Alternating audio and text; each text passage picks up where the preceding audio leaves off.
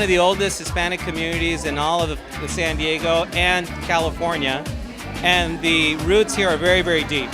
And what that does is it creates generations of artists, generations of musicians, generations of culture built up one layer at a time, and it's a really special place. And I think that's what's bringing people back down here, is they want a reason and an opportunity to experience that.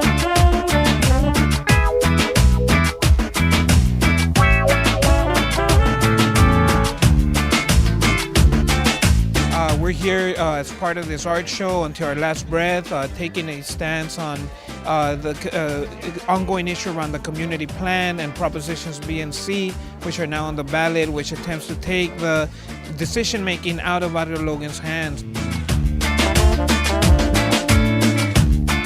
What we're trying to do is, through our art and our activism, is just bring clean air, you know, a basic right, you know, to the people who live here, the families. From the very beginning, Chicano art has been committed to being at the service of the community with the utmost in individual creativity. And this is a perfect example of it, more than 40 years after A Plan Espiritual de Aztlán called on artists to be of community service. So I think it's wonderful. I think that things are changing, but at the same time, I think there are a number of artists, you included, that continue to maintain that spirit that set the whole movement in motion.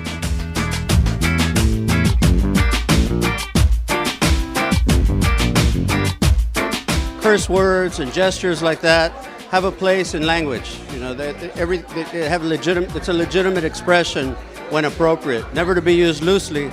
But when I think about a situation where a certain element of our local industry is pouring millions and millions of dollars into a campaign of deceit, of lies, of misrepresentation, in order to justify poisoning my child, our children in this community, to me, I say, fuck that.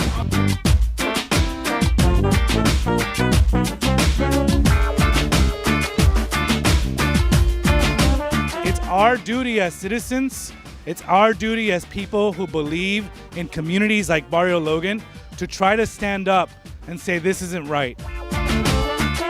Of course, the arts are part and have always been somewhat of a weapon to a lot of issues that Chicanos and Mexicanos have had for the past many decades.